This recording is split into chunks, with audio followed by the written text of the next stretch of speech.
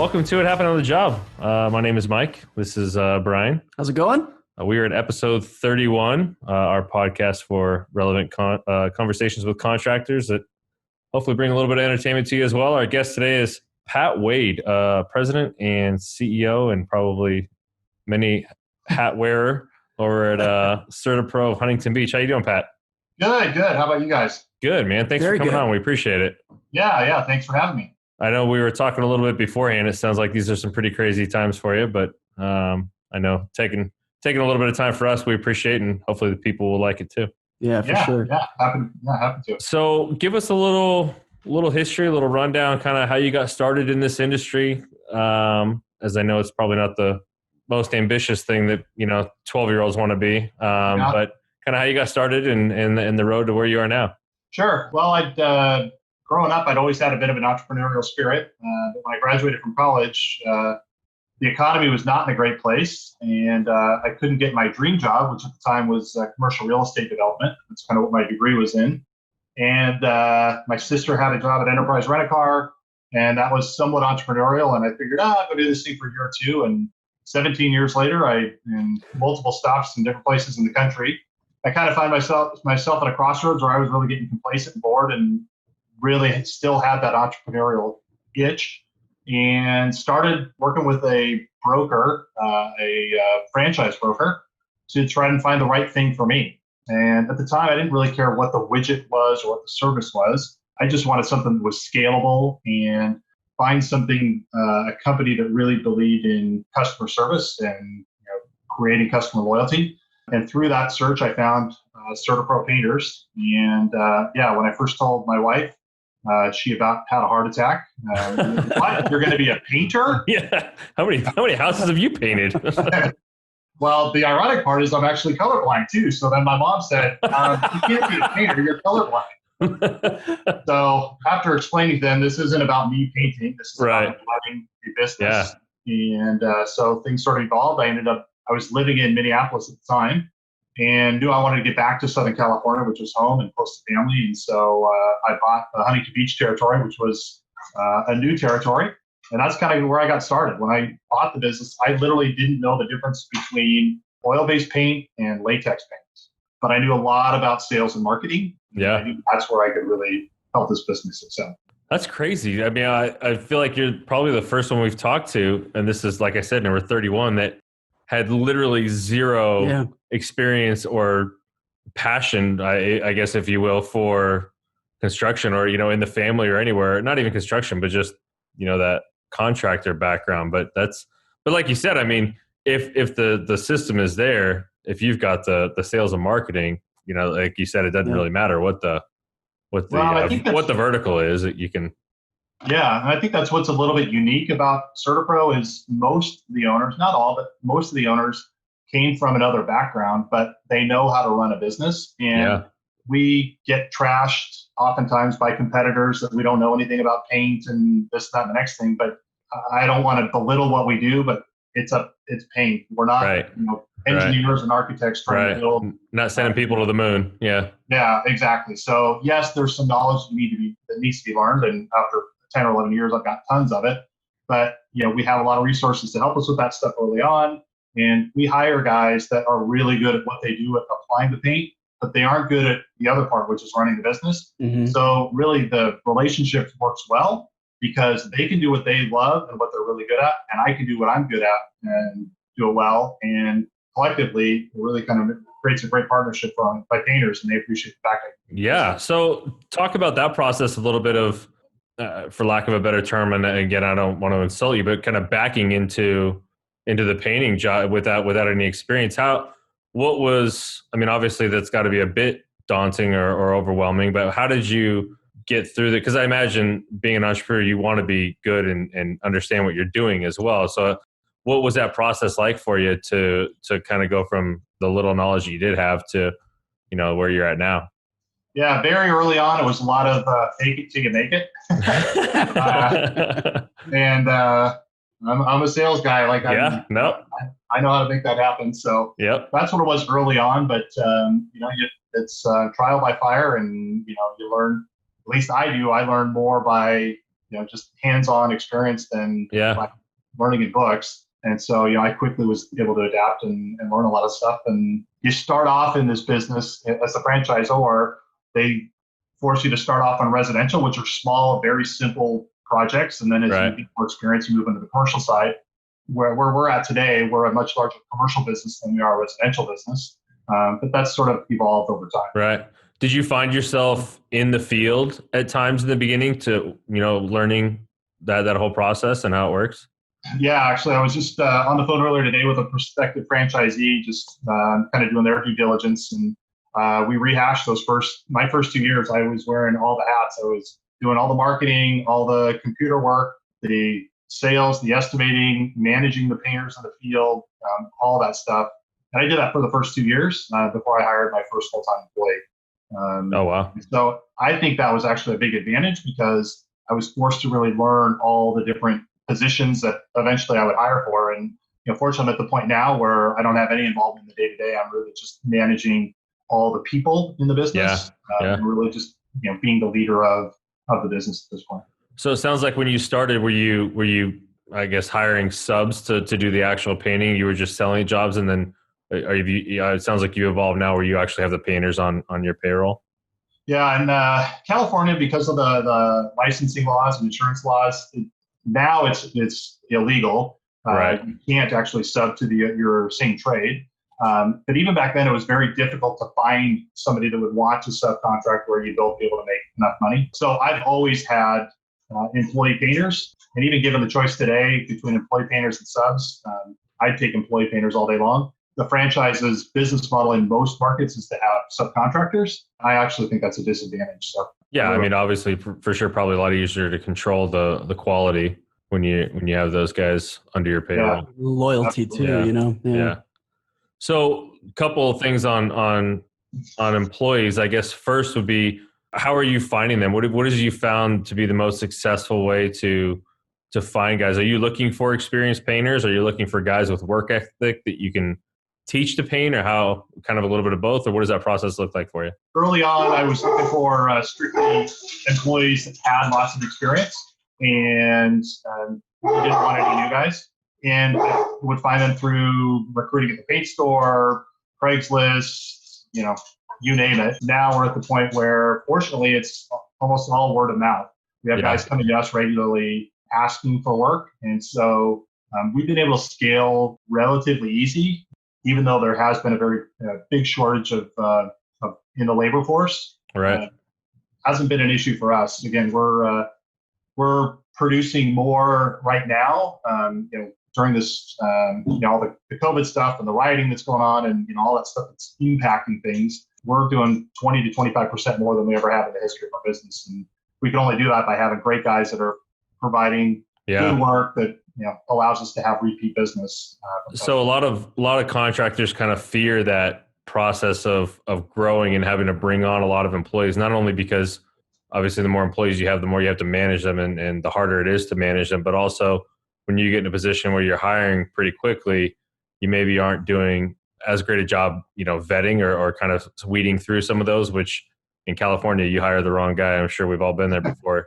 It's not a pretty situation. It's as employee friendly as a lot of these laws are. So what does that hiring process or that vetting process look like for you when you got people coming in so quickly and you're trying to scale? Yeah, I learned that the hard way. You're probably not. Yeah, that's probably about 95% of the contractors in California. There was a point in time. I think I had 8 work comp claims within a 3-year period, and 5 of them were litigated. That doesn't do a whole lot. That doesn't help your work comp, your XMOD a whole lot. And I did that by growing too fast, not doing a proper job of vetting. I then ended up partnering with a PEO that really helped me define that process, put some systems in place. And since we've done that, we've had much, much better success. It also helps that almost all the guys that we hire at this point are referrals from our existing employees. So our existing guys aren't going to refer somebody that they know is bad apple. Yeah. Feel a little bit of ownership of them performing well. Yeah. Vouching. Yeah. So I think what helped really was, we started running background checks that we would weed out a lot of the guys. We'd give them the the self drug test and have him fill out the paperwork. And oftentimes you see him, peel it out of the parking lot, throwing the drug test out the window. I'm joking, obviously, but right. Self-select a lot of guys out. Yeah, no, I mean, I think like you said, it's something that unfortunately a lot of employers have experienced the firsthand from learning the hard way on that. School of hard knocks. Yeah, for sure.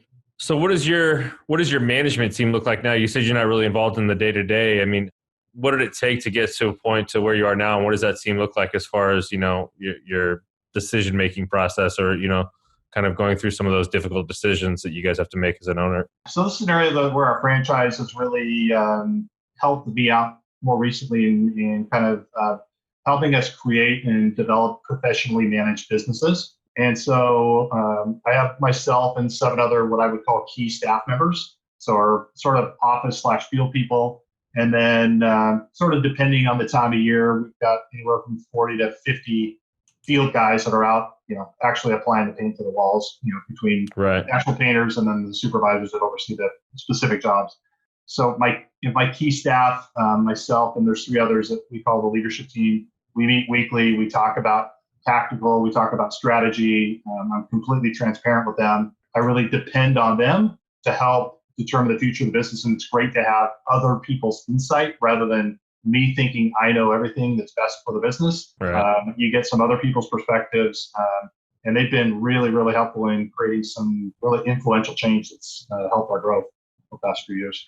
Well, that's awesome. Yeah, that is. What does training look like for you guys? I can't imagine everybody you bring on is, ready to go kind of run a team on their own. Do you guys have anything in stone, or does CertaPro help with that at all? Or we really are early on. Our training process is all around customer communication. We have a communication system we've developed. So early on, it's about teaching.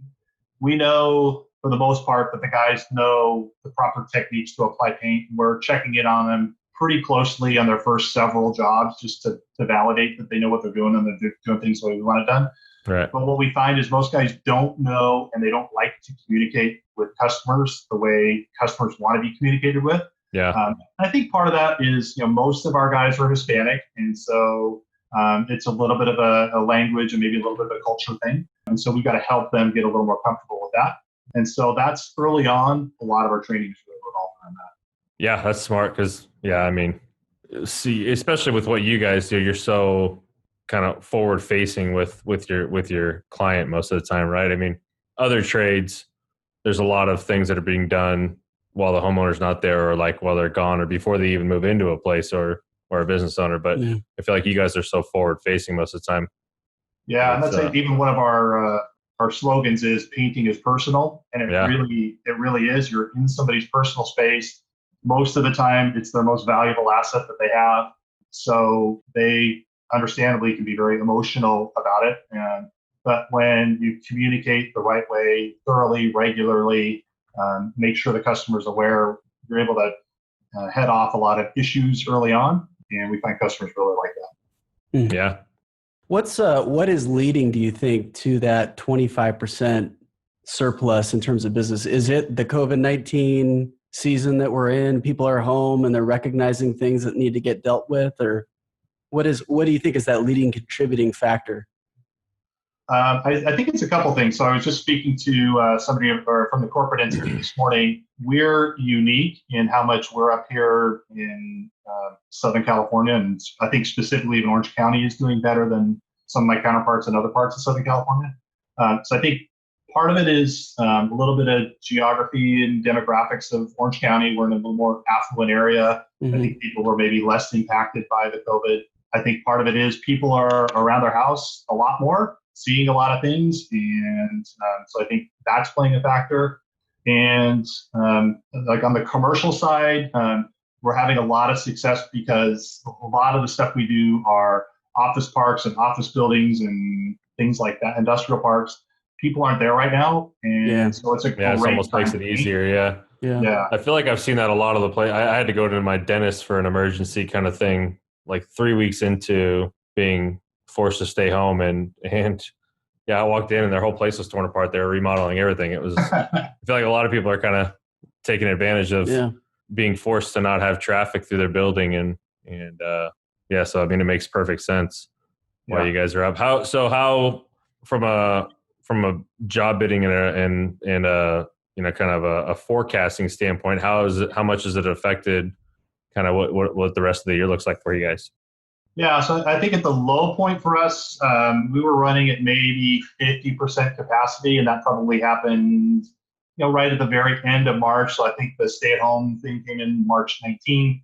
So the last week, kind of trickling into the first week of April, we were in around the 50% capacity, and then it just sort of picked up steam every single week. And then really the last 3-4 weeks is where we've seen things just absolutely take off. And our forecast for through July is very, very solid. I don't want to say booked solid, but we're feeling very, very good about keeping all of our guys busy. We're paying all of our guys overtime right now, which they're in heaven with. Yeah, for sure. So we're seeing that. And the residential side is doing much better. The commercial side's lagging behind a little bit. It is starting to slowly pick up steam. So I think it's probably 30, 60, 90 days lagging behind the residential side of things. So that being said, fortunately, we still have a lot of large projects that we're working through right now, and just hoping that the request for proposals and some of those bids, that stuff picks up a little bit more, so that pipeline looks a little bit better going into late summer. Yeah. From your business standpoint, do you guys have a location where a lot of your office staff works out of, or how has it affected you guys from a working at home perspective versus your office? Yeah, so I'm our commercial marketing gal has probably been the most impacted. Her primary responsibilities prior to all this stuff coming down was she was shaking hands and kissing babies, so to speak, and going to a lot of mixers and luncheons and taking people to coffee and happy hours and those kinds of things. And obviously that stuff has come to a screeching halt. So she's had to get creative, and I give her a lot of accolades for that. She's done some really innovative things to still network and keep those relationships going remotely. The rest of our staff, because we're so in and out in the field and all that, we were deemed an essential business. We've been able to stay busy. So when we do staff meetings, we have sort of spread those out a little bit, where some people are calling in from Zoom and some people are coming live. And so maybe half the staff would be there live and the other half would call in. Oh, very cool. So, I mean, I would imagine because you guys are staying busy, we've talked to some people that kind of saw, for lack of a better term, a morale dip or something where, maybe they're not working as much, or some people got laid off, and luckily, a lot of that stuff's kind of coming back, but it sounds like you guys kind of just stayed pretty headstrong through it all, huh? Yeah. And I quickly, fortunately, I don't know how I came to this realization, but quickly realized when all this stuff came down, this is where I get paid the big bucks, so to speak, which is this is where leaders shine. Crisis management. Yep. Yeah, absolutely. And so right away, I realized, I need to paint a picture for my employees to let them know we're going to be fine. And so, again, I worked through my leadership team, but one of the things we decided was that we were going to guarantee wages for our maintainers, because I knew things were going to come back. I just didn't know when.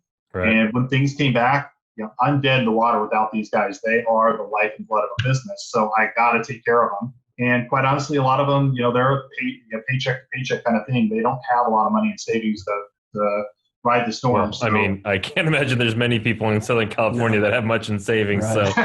So good point. Yeah. So we did some of those things. I was very transparent and clear with my staff on where we stood financially. This is what things look like. Like, this is how far we can ride this thing out. So I didn't want them to go home and have doubts in the back of their mind as to, geez, am I going to be laid off next week? Yeah. I want to be very transparent with them. And I think that helped a lot with them.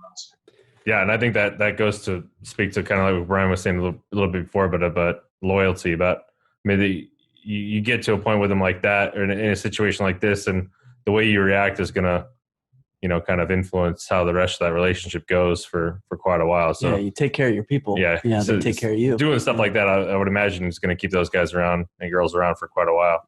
Yeah. I think it really did, because, they saw a lot of their peers getting laid off or not getting checks or, different things like that. And so, and again, like, I did it genuinely because I really care about these guys, and they've done so much for us to help us build this business over the years that I felt like there's kind of the least we could do for them. Yeah. So go ahead, Brian. I was going to say, so, we talked about this a little bit before, but in terms of LinkedIn, and I saw the headline, the most referred painting contractor in Southern California, give us a call and you'll see why. So that kind of leads to my question in terms of marketing. And I know you said that your marketing manager right now is really kind of having to dream up new ways to connect and network. But I guess my main question is, what is is it referrals nowadays? What is your main source of business that you're relying on in terms of marketing? Our primary source of business, our number one lead source and volume source is previous customers and word of mouth referrals. Yeah. Again, my career prior to this was enterprise rent-a-car, and I learned a lot from enterprise rent-a-car, but probably the most important thing was taking care of customers. If you take care of the customers today, growth and profits will follow.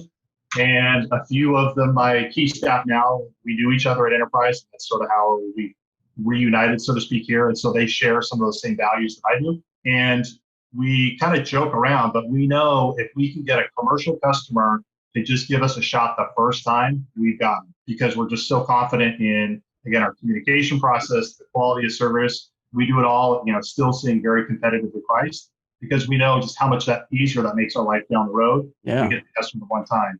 And we've had a lot of clients that have been surprised at the things that we do for free. They've got some oddball kind of a job that they need to have done. A lot of my competitors are kind of quote unquote too big, and they don't want to go send somebody to do a $500 job or a $1,000 job. There's times we've gone out and said, you know what, I'm not even going to charge it. It's not worth your headache of mine. Let me just go take care of it for you. And, make sure we get invited the next time you've got something to bid on. Little things like that. It's amazing how far that, quote unquote marketing cost goes. Yeah, for sure. That's brilliant. Yeah. Yeah. So what are some of, take this whole social situation that we're in right now out of it, but what are, before this, what were some of the, I guess, everyday hurdles or things that, the headaches or whatever that you kind of have to deal with on a daily or weekly basis that I guess you have to deal with?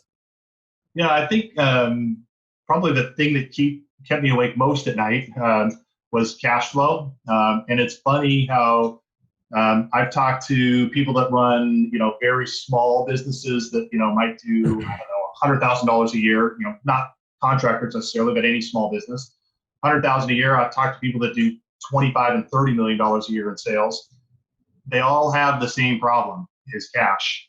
And so I've done some things to really help us with that. And we're in a way, way better place now than we were 2 or 3 years ago. Pardon me, I've gone through some different business retreats and things like that, specifically focused on this. So I see that was one of the biggest things. And then secondly is just employees. No matter how well you think you know somebody, take care of them, loyalty, all that. There's always that thing in the back of your mind where you're just waiting for that phone call or fretting that phone call that somebody's going to call and say, hey, can we meet tomorrow morning in your office? I need to talk. Yeah, especially if that person is from somebody law group and yeah. We've retained an attorney. Yeah, that's not fun. Yeah, so I'm always trying to figure out, what do I need to do to make sure I take care of employees and, help them achieve not only their personal but their professional goals long term. And I feel like if I can continue to do that, it makes it really difficult for them to want to go somewhere else or even start looking. Yeah, with the cash flow thing, we definitely see as a huge issue for a lot of our clients that do a lot of commercial work. I mean, I feel like that cash flow problem tends to get pushed. Payments tend to get pushed a lot more often and a lot further out on a lot of the commercial jobs. Yeah. So I can see where you're going with that, with your business trending towards more commercial. What are there a couple key things that you've learned that are some of these things that you've done that are maybe not too proprietary that have helped you out with those cash flow issues? Yeah, no, I'm happy to share. Through a life coach several years ago, got introduced to some Tony Robbins material. Yeah. And quickly became a big fan and decided to sign up for his business mastery course in early 2018. And it's just a 5-day, extremely intensive 14, 16-hour-a-day event. Very, very high impact, though. And during that, I got it. He had a guest speaker, a guy by the name of Keith Cunningham. And Keith is a genius on small business finance and cash flow. And he's got a really, really good book. I highly recommend it. It's an easy read. It's called The Road Less Stupid. And he sort of plays up this Southern hick kind of thing. He's from Austin, Texas. But, I mean, a just brilliant mind. And so I then ended up going to Keith's 4-day MBA course where he really digs deep into financials. And I think those two things really, the Tony Robbins Business Mastery turned the light bulb on for me in terms of this is, okay, I need to start doing some of these things to actually make an impact. And then going to Keith's 4-day MBA just sort of put it over the top. Yeah, just about, so I would assume probably just about managing the money and managing the personnel, I'm assuming is probably. Well, Keith teaches a lot about the different levers that you can adjust. And he actually has a software program where you put in all your financials and you can start tweaking some of these different levers. And if my gross margin goes up 2 points and I, increase revenue 10 points, this is what and all the rest of your metrics stay the same. This is what the cash is going to look like at the end of the year. If I shorten accounts receivable days by 4 days, this is what it's going to do to cash flow. If I, increase accounts payable days by 3 days, that's what it's going to do. So you start playing around with all these different things and you see in real life how impactful that is and like how much money you're going to have in your checking account at the end of the year versus how much you have now. It's a big motivator. Yeah, right. That's crazy. So yeah, I mean, I feel like that's diving pretty deep into that business side of it and managing the business rather than. And I feel like that's lacking in a lot of different contractors in terms of the business side of things. I think they're really talented for the most part at what they're doing with their hands, but when it comes to actually managing the cash, I feel like there's a couple common themes over the, I don't know how many, was this 31 episodes now that we've heard. Teamwork obviously is huge, take care of your team, but chasing the money is usually what I hear and is also a big issue. And sometimes it depends in terms of, what kind of trade they are, where they fall in line with that, but management of that, I think, if you want to remain viable, is probably a big thing. Well, it's not probably, it is a big thing. So. Yeah, I mean, cash is the oxygen for a business. And you run out of oxygen, you die. Yep. It's the same way for business. And I've seen my peers in different parts of the country that didn't manage that properly and almost had a very, very good friend go out of business. Fortunately, I was able to sort of spot it and point it out to him, but he was bleeding. He's like, geez, look at all this money I'm making. The problem was he was paying it all to himself, not keeping any in the business. And he almost went broke because of it. But meanwhile, he was looking on a piece of paper going, geez, I'm making a bunch of money, but he was starting a business. Yeah. So where do you kind of forward thinking a little bit, kind of maybe down the road, is there an opportunity for you to grow outside of Huntington Beach? I mean, I have to imagine at some point you're pretty well saturated if you're limited inside Huntington Beach, but is there a growth model, or are you comfortable where you're at, or where you guys see you guys going? Yeah. So although I started with Huntington Beach, a few years into it, I bought out the owners of Mission Viejo. So I own the Mission Viejo. A few years after that, I bought out the owners of Irvine. So right now I own 3 territories. The way our franchise model works, the territories are residential. So I own those 3 zip codes, so to speak, from a residential standpoint. So none of the other CertaPros could come in there and do residential business, but commercially we can go anywhere. Oh, wow. And so we do work from San Diego up to San Francisco and are regularly putting guys up in hotels and per diems and things like that. And so, we do a lot of travel work, but the vast majority of our stuff is within an hour of Orange County, between LA and Inland Empire and Orange County. Oh, wow. That's, I didn't understand. Yeah. I didn't realize that. I guess that's probably good that you kind of move towards, or you kind of shift some of it towards commercial, just to be able to kind of expand your area for sure. Yeah, that's definitely where the scalability of this business is. And while we're happy with the residential side, I don't know if we want to grow that a whole lot more. I think going forward, our focus will continue to be on growing the commercial side and probably just maintaining the residential businesses at a size that we feel is good and manageable. We're able to deliver a high level of service, But I think the commercial side is really recent. Are there any sort of, I guess, rules, for lack of a better term, if you're on a commercial job competing against another CertaPro? Yeah, it was funny. We had a bid just came through earlier this week, and there was a sign contractor from back east, like in New Jersey or something, needed some painting done and some patchwork after he did some painting. And it's the first time it's happened, but he copied like 7 of us throughout the LA market. Oh gosh! And a group email went out. I'm like, okay, what are we going to do? Are we going to flip a coin for this, or I don't know who ended up getting it, but that doesn't happen very often where we compete against each other. And we have a really, really good working relationship, even residentially. If I have something in somebody else's territory, we can just send them a quick email. Hey, is this okay if I service? This is a friend or it's a previous customer that moved or things like that. Yeah. So we reciprocate back and forth. That's good. Keep it amicable and easy, I'm assuming. You don't want to even on the commercial side, we're very respectful. Like I have certain accounts that I call on, and my peers won't go and call on those accounts and try to steal those accounts. Yeah, that's cool. I guess the foundation of this podcast, or why we got it started, was kind of hearing some fun stories. Is there anything crazy, weird, fun from the field, or in your business that might be fun to talk about if we were having a beer, hanging out? Yeah, I tell you the one that comes to mind. I went. This was early on when I was wearing all the hats. I went to a customer's condo in Long Beach, and so I walk in, and there's a very pungent odor, animal pee. And I'm there for 20 minutes, and I've just got a screaming headache. It's that blatant. And I mentioned it to the lady. I said, you're going to need to get all these carpets removed, and blah blah blah blah blah. Yeah, no problem. I'm going to take care of all that. I know. My painters got there. I had to go buy them respirators. They couldn't work because she hadn't removed any of the carpet. And then we finished painting, and she was one of the pickiest people I've ever seen in my life. Of course. Didn't seem to mind having cat pee and dog pee all over carpets throughout the demo. I was really, really worried about stuff that you had to take a magnifying glass to look at on the walls. Strange people out there. Yeah, right. For sure there are. You gotta have your certain little things that you're worried about, right? Yeah, I guess so. Nose blind, I guess, right? Yeah, that's funny. Very cool. Well, we probably won't take up too much more of your time. Before we let you go, we want to give you an opportunity to kind of give your own little shout outs and plugs, and how do the people find you? Sure. Yeah, well, thank you guys again. It was a lot of fun being on, and I really enjoyed the conversation. No, thank you.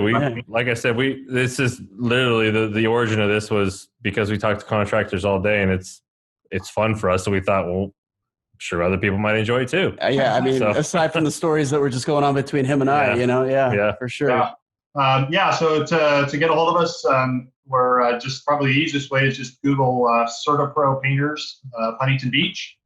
C like Charlie, ERTAPRO, and you can schedule appointments on our website. We've got calendar availability. Residentially, pretty much anything in Orange County we can handle, and then commercially, all over the place. We even got a lot of national accounts, and because of our network, it works out really, really well.